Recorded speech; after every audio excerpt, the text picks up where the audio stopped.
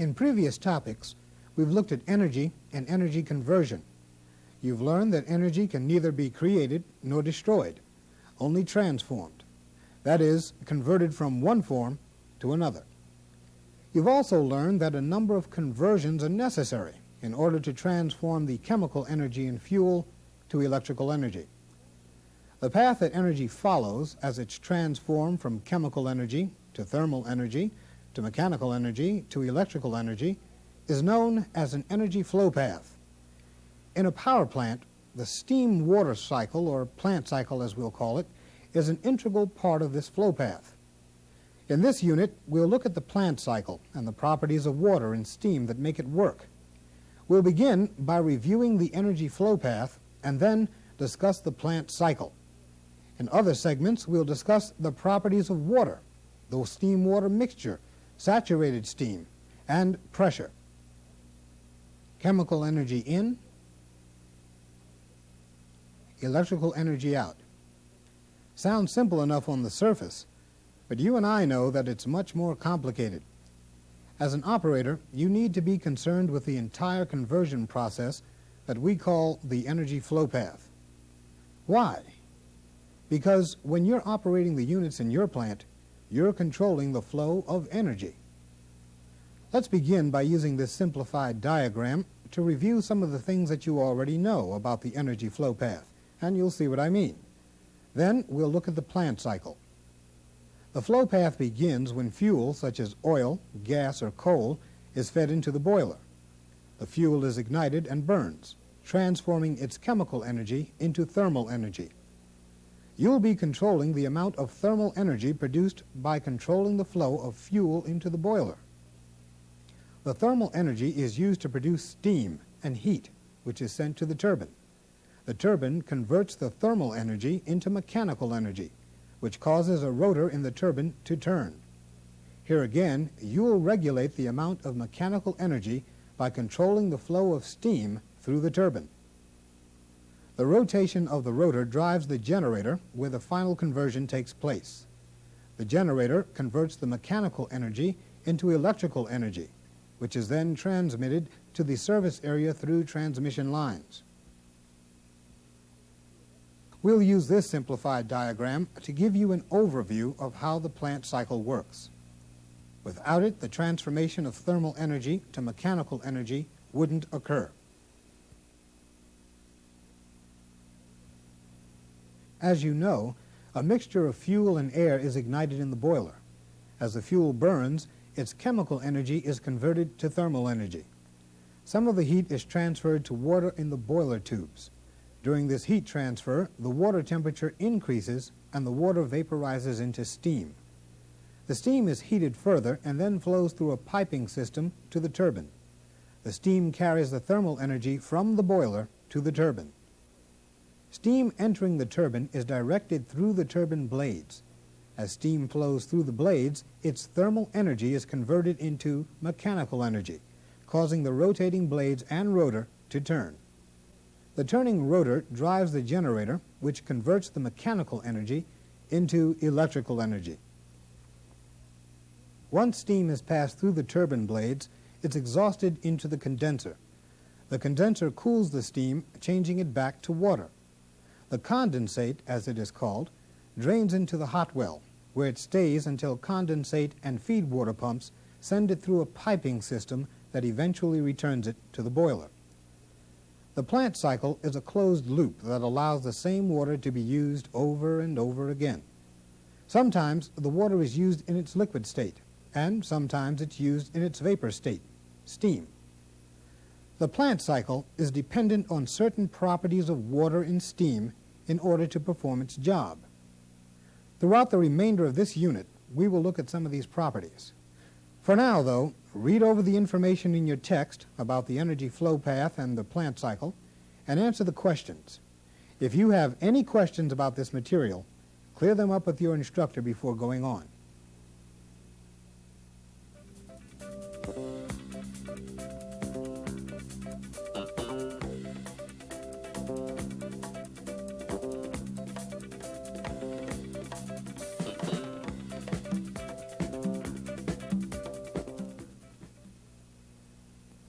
The first segment of this program introduced you to an important part of the energy flow path, the plant cycle, or steam-water cycle as it is sometimes called. The plant cycle is an integral part of the efficient operation of a power plant, and to do its job properly depends on certain properties of water in both its liquid and vaporized state.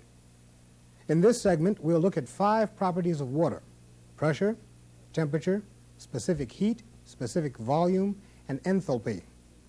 You'll learn what they are, their units of measurement, their symbols, and some examples of each of these properties. At first, you may have some difficulty understanding all of the applications of these principles to your job as an operator. Right now, our purpose is to give you an overview of these properties and basic definitions to work with. Later on, we'll look at how the properties of water affect the plant cycle and how a change in one property affects other properties. The first property of water that we need to look at is pressure. Pressure is the measure of force per unit area. So, the basic units for measuring pressure are pounds per square inch, or PSI for short, because, as you know, force can be measured in pounds and area can be measured in square inches. The symbol for pressure is a capital P. Now, pressure is most often measured in relation to one of 2 scales, either the absolute scale or the gauge scale. Pressure measurements using the absolute scale are usually identified by the units PSIA, meaning pounds per square inch absolute. Measurements on the gauge scale use the units PSIG, pounds per square inch gauge. Both scales have equivalent pressure values. The only difference between the absolute scale and the gauge scale is the reference point where their measurements begin. We'll use this drawing to illustrate the reference points for both scales. This line represents all of the possible values for pressure. It begins here, where no pressure is present. The absence of pressure is called a complete vacuum. The scale increases to infinity in this direction. The reference point for the absolute pressure scale begins at this point where no pressure is present. Therefore, 0 PSIA indicates a complete vacuum. The absolute scale increases in this direction. Now, a complete vacuum does not exist naturally at the surface of the Earth. The Earth's surface is constantly under a pressure exerted by air in the atmosphere. Atmospheric pressure changes depending on elevation and weather conditions. In general, we can say that atmospheric pressure at sea level is approximately 14.7 PSIA. The gauge scale uses atmospheric pressure as its reference point. So, at sea level, 14.7 PSIA is equivalent to 0 PSIG. The gauge scale increases in this direction also. What's important for you to understand at this point is how to convert from one scale to the other. Your conversion factor will always be atmospheric pressure. Suppose you have a pressure gauge at sea level that is indicating a reading of 114.7 PSIA. If you want to convert the reading to gauge pressure, you subtract atmospheric pressure. At sea level, the equivalent value on the gauge scale is 100 PSIG. Let's try this example. Another gauge is indicating a pressure of 200 PSIG. If we need to find the equivalent value on the absolute scale at sea level, we add 14.7 PSI to the reading and get 214.7 PSIA. Pressure is a very important property in the power plant, and we'll be discussing it in greater detail in later units.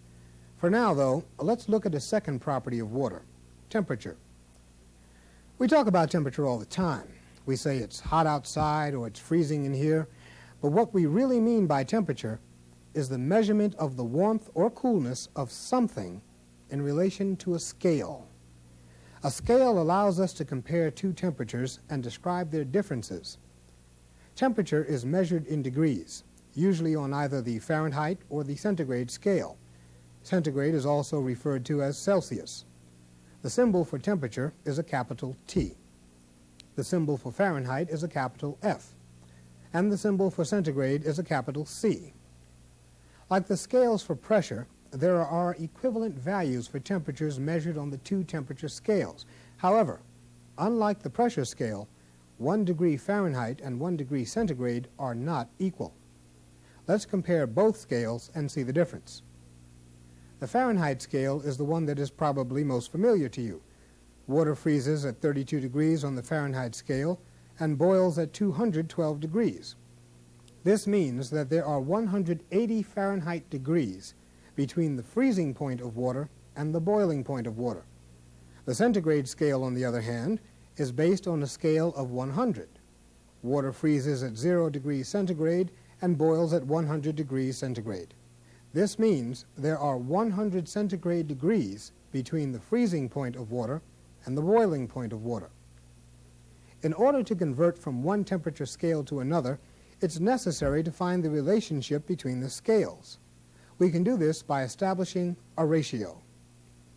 Since there are 100 centigrade degrees and 180 Fahrenheit degrees between the freezing and boiling points of water, our ratio is 100 over 180. Reducing this to its lowest terms, we find the ratio to be 5 to 9. In other words, 5 centigrade degrees is equal to 9 Fahrenheit degrees. We could also say that 1 Fahrenheit degree is equal to 5/9 of a centigrade degree. The formula for converting Fahrenheit measurements to centigrade measurements is as follows. Degrees centigrade are equal to degrees Fahrenheit minus 32 times 5/9. It's necessary to subtract 32 in this formula so that the numbers have a common starting point. Remember, the Fahrenheit scale uses as its reference point 32 degrees, while the starting point for the centigrade is 0 degrees. To have a common starting point, we need to subtract 32. Once this is done, you multiply the result by 5/9 to convert degrees Fahrenheit to degrees centigrade. Let's see how to use this formula by converting 85 degrees Fahrenheit to centigrade. In this example, degrees centigrade are equal to degrees Fahrenheit, 85, minus 32 times 5/9. 85 minus 32 equals 53. We multiply 53 by 5/9, and we get 265 over 9. Doing the division, we find that degrees centigrade are equal to 29.4. So, 85 degrees Fahrenheit is equivalent to 29.4 degrees centigrade. Now, to convert centigrade to Fahrenheit, we must use this formula. Degrees Fahrenheit are equal to 9/5 times the degrees centigrade plus 32. In this case, we have to invert the ratio in order to convert degrees centigrade to degrees Fahrenheit. Then we add 32 degrees Fahrenheit to get our answer. If we have a centigrade measurement of 75 degrees and need to convert it to Fahrenheit, we set it up this way. Degrees Fahrenheit are equal to 9/5 times 75 degrees centigrade plus 32. 75 times 9/5 is equal to 135. Adding 32 to 135, we see that the answer is 167 degrees Fahrenheit. Using these two formulas, you can easily convert from one scale to the other. However, keep in mind that 1 degree on one scale is not equal to 1 degree on the other scale. Now, the temperature of a substance is related to the amount of thermal energy it possesses. Thermal energy has its own units, British thermal units. A British thermal unit, or BTU, is equal to the amount of heat required to raise 1 pound of pure water 1 degree Fahrenheit under standardized conditions. With BTUs in mind, let's look at a third property of water, specific heat. Specific heat is the amount of heat measured in BTUs that is required to raise 1 pound of a substance 1 degree Fahrenheit. The units of measurement for specific heat are BTUs per pound per degree Fahrenheit, and the symbol for specific heat is a small c. For all intents and purposes, we say that the specific heat of water is 1 BTU per pound per degree Fahrenheit. Technically, however, the specific heat of water changes slightly over the range of 32 to 212 degrees Fahrenheit because conditions change. However, since the change is so slight for all but extremely precise calculations, the specific heat of water is considered to be 1 BTU per pound per degree Fahrenheit. If we need to know how much heat is required to change the temperature of 10 pounds of water from 32 degrees Fahrenheit to 50 degrees Fahrenheit, we can use the specific heat of water to figure it out. The difference between 50 degrees and 32 degrees Fahrenheit is 18 degrees. Since the specific heat of water is 1 BTU per pound per degree Fahrenheit, we multiply 18 degrees times 1 BTU per pound per degree Fahrenheit and find that 18 BTUs are required to cause this change in temperature in 1 pound of water. To find the heat necessary to cause the temperature change in 10 pounds of water, we multiply the result, 18 BTUs, by 10 and get 180 BTUs needed to change 10 pounds of water from 32 degrees to 50 degrees Fahrenheit. Another property of water is specific volume. Specific volume is the measure of the amount of space that is occupied by 1 pound of a substance. The units of specific volume are cubic feet per pound, which you'll usually see written this way. The symbol is a small letter V. We'll demonstrate the specific volume of water using this cube. 1 pound of water will occupy the same amount of space as a cube that is approximately 3 inches on each side. You'll learn in later segments that the specific volume of water changes as the other properties of the water change. The final property that we'll look at is enthalpy. Enthalpy is the thermal energy or heat content in a pound of a substance, in this case water. Enthalpy is measured in BTUs per pound, and the symbol for enthalpy is a small h. At 32 degrees Fahrenheit, the enthalpy of water is 0. Enthalpy increases approximately 1 BTU per pound for every 1 degree Fahrenheit increase in temperature.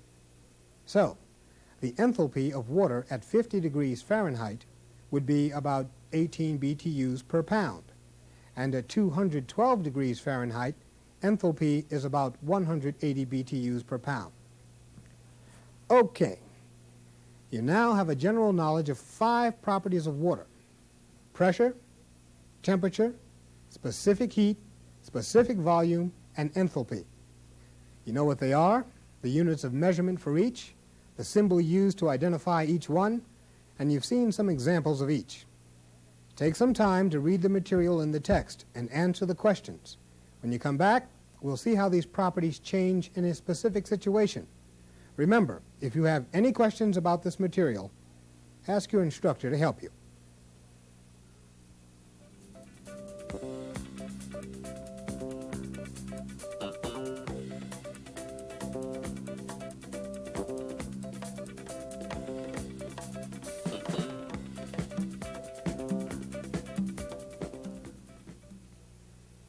Water has the ability to exist in a variety of states. Here you see it as a liquid. However, if we heat the water sufficiently, it boils and turns into a vapor, steam. By the same token, if we cool water, it turns into a solid, ice. Each of these states, liquid, vapor, solid, may exist at any number of temperatures and pressures. All of these properties, pressure, temperature, specific heat, specific volume, and enthalpy, have different values depending on the state that water is in. These properties also vary within the different states. Now, understanding how the properties of water change is an important aspect of understanding how the plant cycle works. To illustrate the way these properties change, we're going to examine what happens to water as heat is added to it. Beginning with water in a liquid state, we'll see how each of these properties is affected by adding heat. During this segment, we will limit our discussion to water that is under a constant pressure. The pressure we'll use is atmospheric pressure at sea level, 14.7 psia. As you probably know, the operating pressure of a typical boiler is much higher than 14.7 psia, but the same principles apply in either case. We'll discuss the effects of pressure in a later segment in this unit. Now, there is a range of temperatures at which water exists in a liquid state under atmospheric pressure. On the Fahrenheit scale, which is the one we'll use, this range is between 32 and 212 degrees. On the centigrade scale, the range is between 0 and 100 degrees. The top of this range is called the saturation temperature. At this temperature, water has absorbed as much heat as it can without beginning to boil. If more heat is added, boiling will occur. At temperatures below the saturation temperature, water is often referred to as being subcooled, meaning that the water temperature is below its boiling point. In order to raise the temperature of water to the saturation temperature, heat must be added to it. We'll use this graph to illustrate the process. The horizontal line of the graph indicates the amount of heat in BTUs added to the water. The vertical line indicates the temperature of the water. When water at 32 degrees Fahrenheit is heated, we get a line, which we'll call the process line, that looks like this. As heat is added, the temperature of the water rises until it reaches the saturation temperature. The steepness of the process line is determined by the specific heat of water. As you know, the specific heat of water is approximately 1 BTU per pound per degree Fahrenheit. On the graph, this simply means that when 1 BTU per pound of heat is added to 1 pound of water, the temperature of the water increases 1 degree Fahrenheit. Okay, you've seen how specific heat changes as heat is added to water. Let's look at specific volume. The specific volume of subcooled water changes very little as heat is added.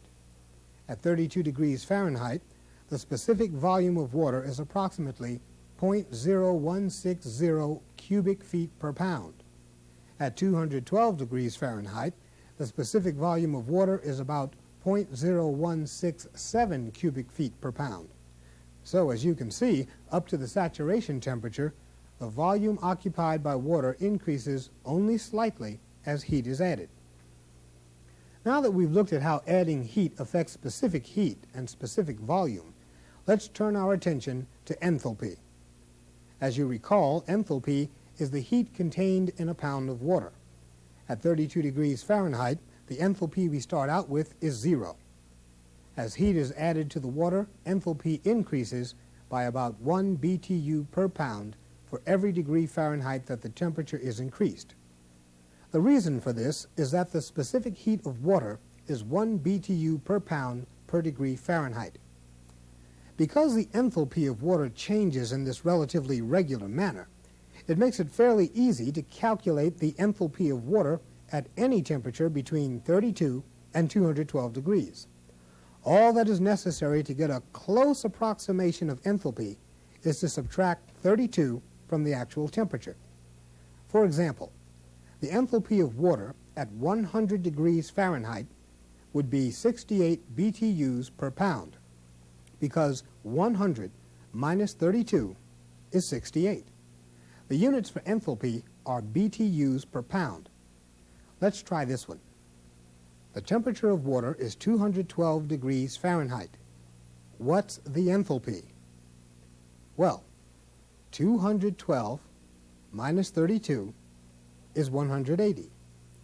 So, according to our method, the enthalpy of water at 212 degrees Fahrenheit is 180 BTUs per pound. Now, if we perform carefully controlled laboratory tests on water at 212 degrees Fahrenheit, we'd find that the enthalpy of the water is actually closer to 180.2 BTUs per pound. The reason that the value is slightly larger is the fact that the specific heat of water is not always exactly equal to 1. For our calculations, we'll use the value 180.2 for the enthalpy of water at 212 degrees Fahrenheit. However, for most practical applications, using the value of 180 BTUs per pound for the enthalpy of water at 212 degrees Fahrenheit at atmospheric pressure is close enough. Well, you've now seen what happens to each of the properties when heat is added to water. And remember, the pressure exerted on the water in all of the examples in this segment was atmospheric pressure.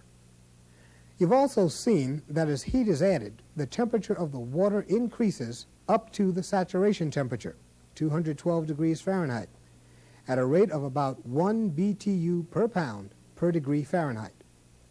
We've also discussed the fact that the specific volume of subcooled water doesn't change much as heat is added.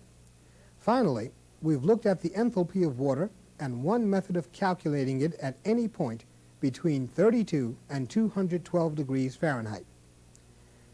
Before going on to discuss what happens at temperatures above this range, when boiling takes over, read the material in the text and answer the questions at the end of the segment. If you have any questions about subcooled water, clear them up with your instructor before going on.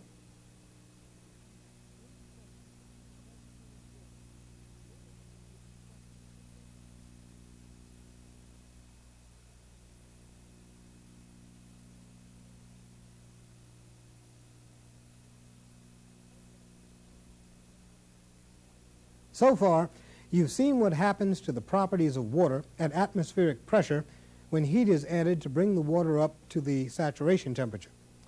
We've been discussing only half of what happens to water in a boiler.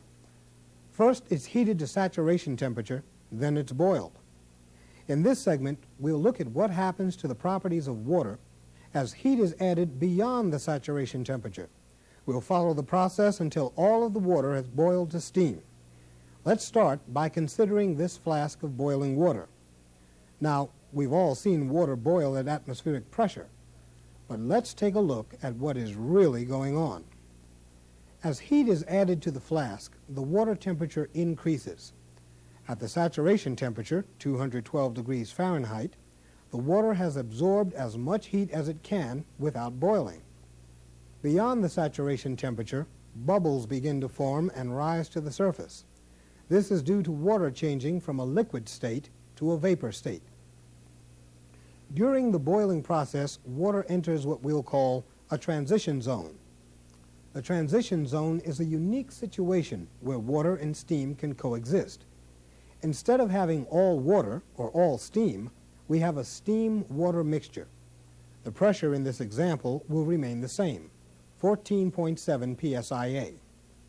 The temperature also remains the same, 212 degrees Fahrenheit, because all additional heat is used to convert water into steam. Now, during our explanation of this unique situation and how the properties of water are affected by it, we'll make a distinction between saturated water and saturated steam. Saturated water is water at the saturation temperature that is not boiling. Saturated steam is steam at the saturation temperature that has no water present. In both cases, the saturation temperature is the same, 212 degrees Fahrenheit. The amount of heat required to turn a quantity of saturated water completely into steam is called the latent heat of vaporization. At atmospheric pressure, the latent heat of vaporization is 970.3 BTUs per pound. 970.3 BTUs per pound is a value you should remember. What it means is that for every pound of water, 970.3 BTUs must be added to turn the water completely into steam. In the plant, latent heat of vaporization is added to water in the boiler to convert it to steam. By the same token, to convert steam back into water, 970.3 BTUs must be removed from every pound of steam.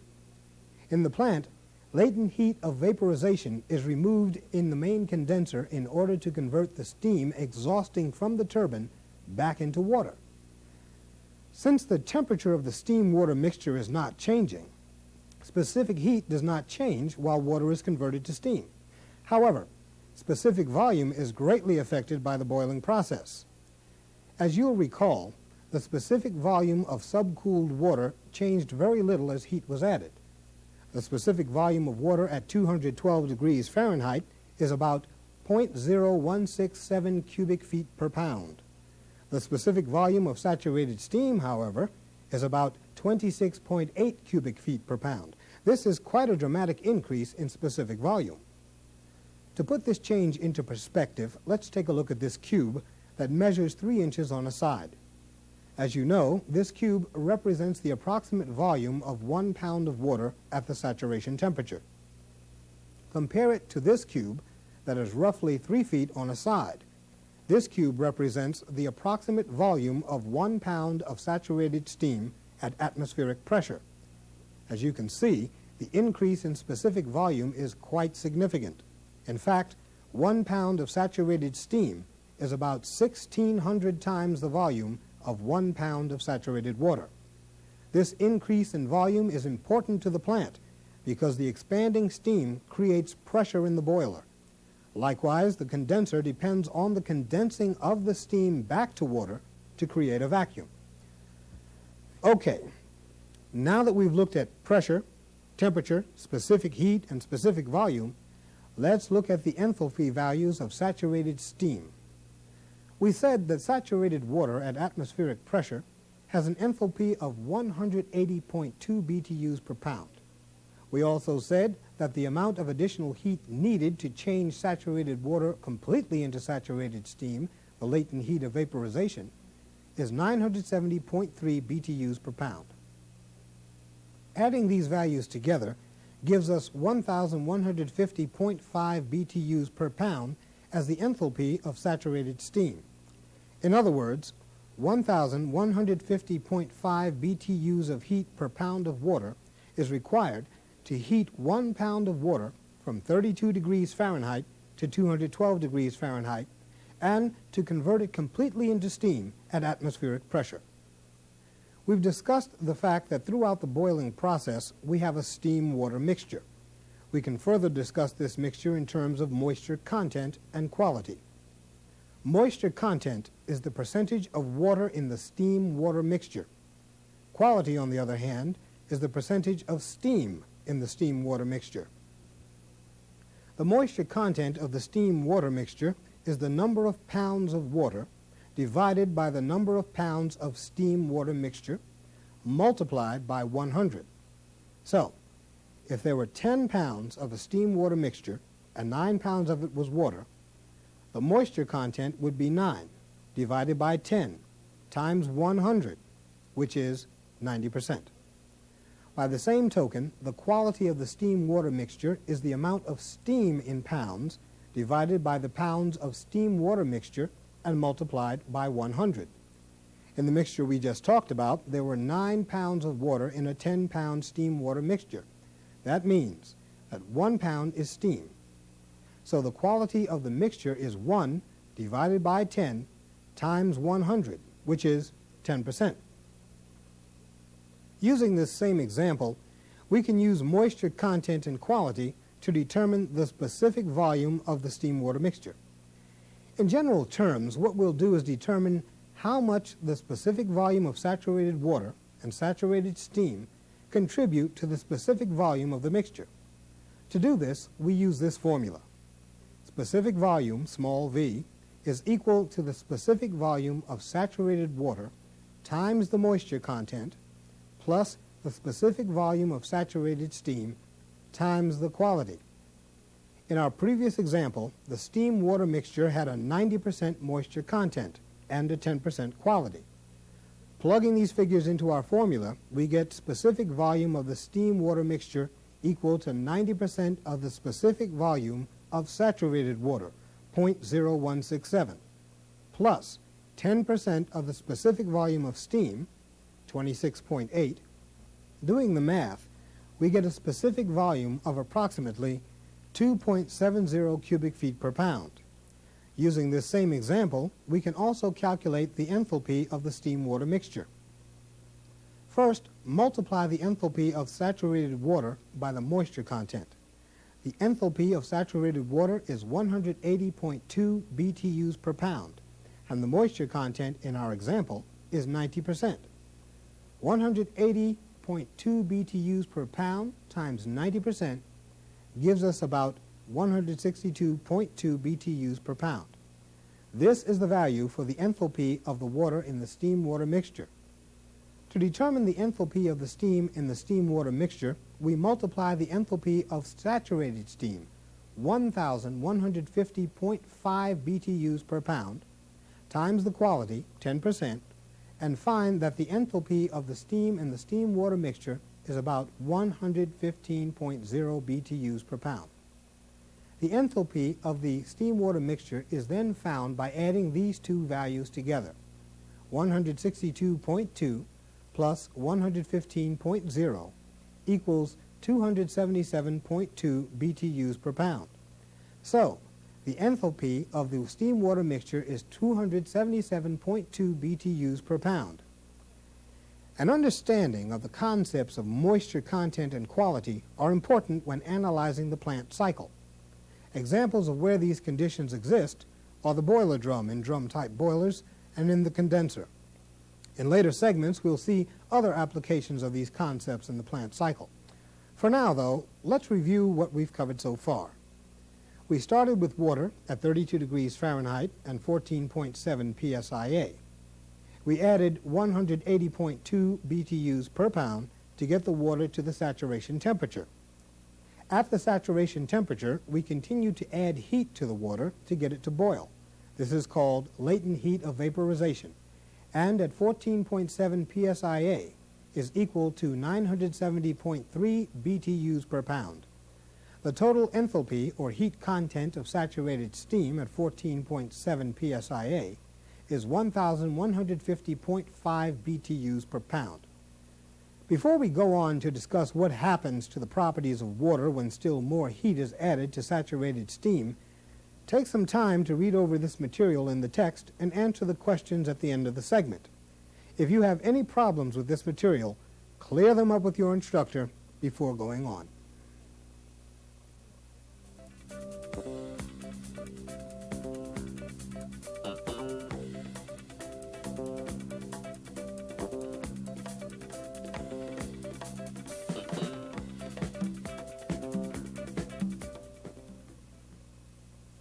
In the last two segments of this unit, we've seen how the properties of water are affected when heat is added to water that is under a constant pressure of 14.7 psia. We began with subcooled water at 32 degrees Fahrenheit and found that 180.2 BTUs of heat per pound of water was required to bring water to the saturation temperature. An additional 970.3 BTUs per pound, the latent heat of vaporization, was required to change saturated water into saturated steam. In short, a total of 1,150.5 BTUs of heat had to be added to 1 pound of water to bring it from 32 degrees Fahrenheit to saturated steam at 212 degrees Fahrenheit. In this segment, we'll continue to add heat to saturated steam to increase its temperature beyond the saturation temperature. Steam heated above the saturated temperature is called superheated steam. Superheated steam is a very important part of the plant cycle because it carries thermal energy from the boiler to the turbine. Now, in reality, superheated steam leaving the boiler is under a much higher pressure than 14.7 psia. However, in principle, the effects of the properties on water are the same. We'll continue to hold pressure at 14.7 psia to teach you these effects. In the final segment of this unit, we'll look at how pressure affects the properties in the plant cycle. For now, though, let's look at the effect additional heat has on saturated steam. Returning to our graph, notice that when heat is added to saturated steam, its temperature increases. If we add 90 BTUs per pound, for example, the temperature of the saturated steam increases to approximately 400 degrees Fahrenheit. This temperature increase is governed by specific heat. You'll recall that while in the transition zone, specific heat was not a factor because all additional heat added to the steam-water mixture was used to change water into steam. When all water has turned to steam, however, additional heat increases the temperature of the steam. Notice also that the process line for saturated steam is much steeper than the process line for subcooled water. This is because it takes less heat to increase the temperature of saturated steam. Where it took 1 BTU per pound of subcooled water to increase its temperature 1 degree Fahrenheit, it takes about 1/2 BTU per pound to increase the temperature of saturated steam 1 degree Fahrenheit. The specific heat of saturated steam, then, is approximately 0.5 BTUs per pound per degree Fahrenheit. Increasing the temperature of saturated steam also has a significant effect on the specific volume of the steam. You know that 1 pound of steam at 14.7 psia and 212 degrees Fahrenheit occupies a volume of 26.8 cubic feet per pound. If we add 384 BTUs per pound to saturated steam, we'll raise its temperature to 1,000 degrees Fahrenheit, but we'll also increase its specific volume to 59.1 cubic feet per pound. In other words, the volume of the steam more than doubles. Enthalpy also continues to increase as heat is added to saturated steam. At the saturation temperature, steam has an enthalpy of 1,150.5 BTUs per pound. At 1,000 degrees Fahrenheit, the enthalpy of superheated steam is 1,534.5 BTUs per pound. This represents an increase of 384 BTUs per pound above the enthalpy of saturated steam. So, when water has turned completely into steam, adding more heat to the steam will increase both the specific volume and the enthalpy of the steam. As we said earlier, we've held the pressure in our examples throughout the last 3 segments constant at 14.7 psia to help teach you the principles of what happens when heat is added to water. Increased pressure has a significant effect on these properties, as you'll see in the next segment. Before we get into that, let's review what we've covered so far. Water at 32 degrees Fahrenheit requires 180.2 BTUs per pound to bring it to the saturation temperature. 970.3 additional BTUs per pound are required to change the saturated water into steam. This additional heat is called the latent heat of vaporization, which is the heat required to change all of the water into steam. A total of 1,150.5 BTUs per pound is needed to bring water at 32 degrees Fahrenheit and 14.7 psia to saturated steam at 212 degrees Fahrenheit and 14.7 psia. Beyond this point, as heat is added, the enthalpy of the steam continues to increase and the steam becomes superheated. The enthalpy of superheated steam at 1,000 degrees Fahrenheit is 1,534.5 BTUs per pound. Take some time to review this material in your text and answer the questions. If you are having any trouble following any of these points, ask your instructor to help you before going on.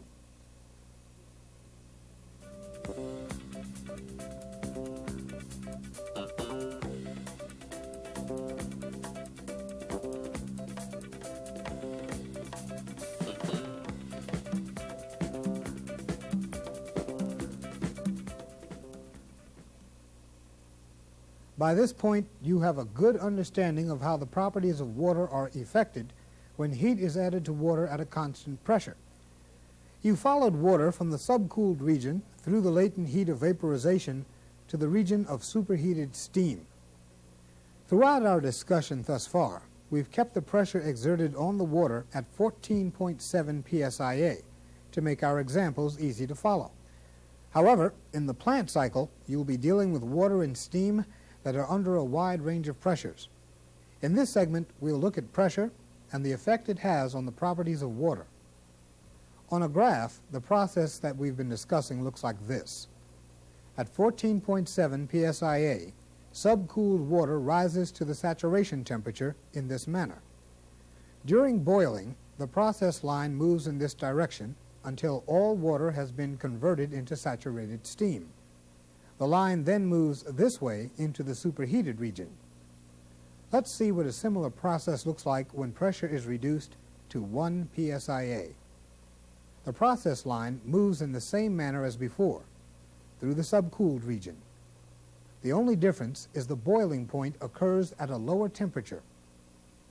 During boiling, the line follows a similar path as before. The same is true as the line moves into the superheated region. As you have probably noted, the process line for both 14.7 psia and 1 psia are quite similar. Let's look at the process line for a higher pressure. This time the pressure is 200 psia. The line in the subcooled region rises as before, with the exception that boiling occurs at a higher temperature. During boiling, the line moves in this direction, and in the superheated region, the line moves in this direction. Again, the process line is similar to what we've seen before. Let's look at two other pressures. Here's the process line for 1,000 psia. Here's the line for 2,500 psia. Notice that the process lines for all of the pressures that we've looked at are similar. The major difference between them is the saturation temperature and the size of the transition zone.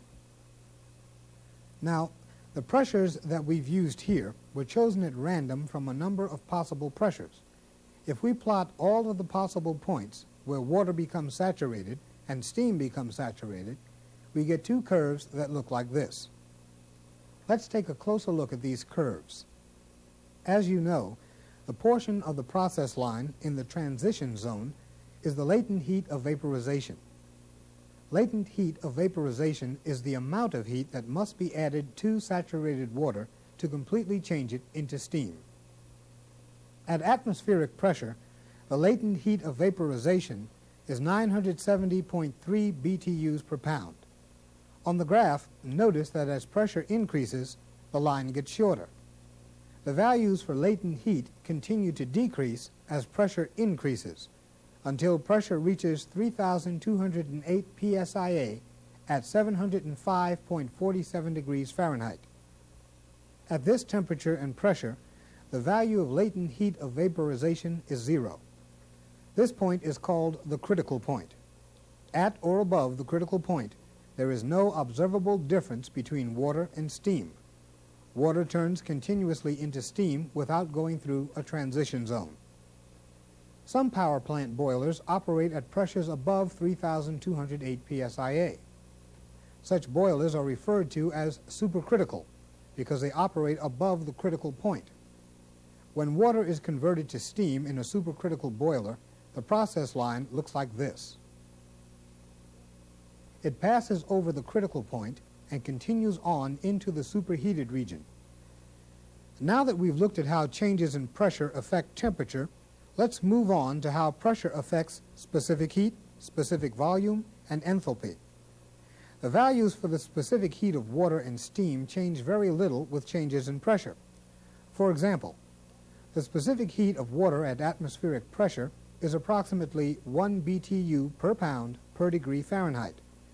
The specific heat of water at 1,000 psia is also approximately 1 BTU per pound per degree Fahrenheit. Likewise, the specific heat of saturated steam at atmospheric pressure is about 0.5 BTUs per pound per degree Fahrenheit. While it tends to be a little higher near the saturation temperature, at high temperature and pressures, the specific heat of saturated steam remains approximately 0.5 BTUs per pound per degree Fahrenheit. The specific volume undergoes some changes in the superheated region as pressure increases, but very little change in the subcooled region. You'll recall that at 14.7 psia, the specific volume of subcooled water changed very little until it began to boil. This is also true for pressures above or below 14.7 psia. The reason for this is water is virtually incompressible. We can demonstrate what this means by using this example.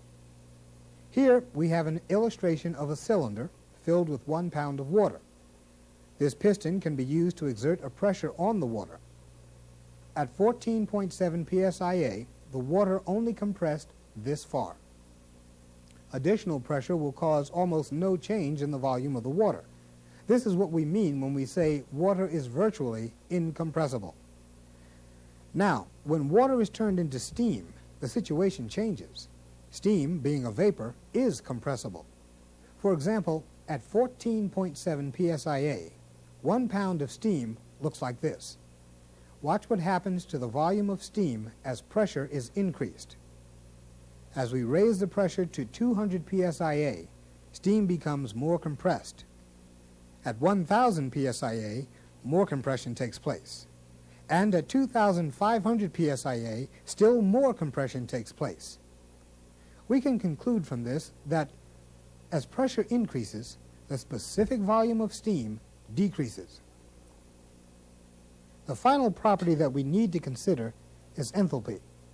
Enthalpy does not significantly increase or decrease as pressure changes. However, as pressure changes, there may be a change in the state of water or steam, as well as a change in the moisture content and quality of the steam-water mixture. Returning to our graph, between the beginning of the transition zone when water becomes saturated and the end of the transition zone when steam becomes saturated, we have a continual change in the steam-water mixture from high moisture content to high quality. When water first begins to boil, the moisture content is 100% and the quality is 0. As boiling continues, the percentages change until at the end of the transition zone, quality is 100% and moisture content is 0. Any change in the pressure being exerted on the steam-water mixture will change the percentages. For example, at this point in the transition zone at 14.7 psia, we have a moisture content of about 50% and a quality of about 50%. If we raise the pressure to 200 psia, the percentages change. Now the moisture content is about 60% and the quality is around 40%. By the same token, if we lower pressure to 1 psia, the moisture content decreases to about 40% and the quality increases to nearly 60%.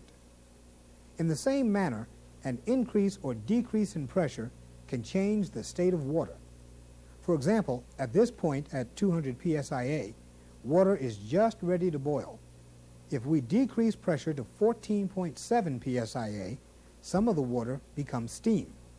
The steam is now part of a steam-water mixture in the transition zone. Decreasing pressure further to 1 psia, more of the water turns to steam and the quality of steam-water mixture increases. Changes in moisture and quality and the state that water is in are very important to you as an operator.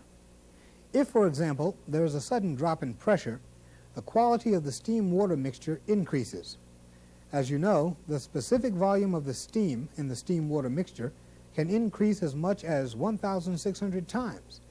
This change in volume could cause serious damage to piping and possibly to equipment. In later units, we'll discuss further the effects that rapid changes in pressure can have on the operation of a power plant. For now, though, let's review what we've covered in this unit. We began by introducing you to pressure, temperature, specific heat, specific volume, and enthalpy, and showed what happens to these properties as heat is added to subcooled water at a constant pressure, bringing it to the saturation temperature. We continued to see the effects additional heat has on the properties of water during boiling and into the superheated region. Finally, we looked at what happens when the pressure exerted on the water and steam increases or decreases. This unit has laid the groundwork for your understanding of the plant cycle. In future units, we will show you practical applications of the properties of water and steam to the plant cycle. For now, though, read the remainder of the material in this unit and answer the questions. If you have any trouble understanding the material we've covered, ask your instructor to help you.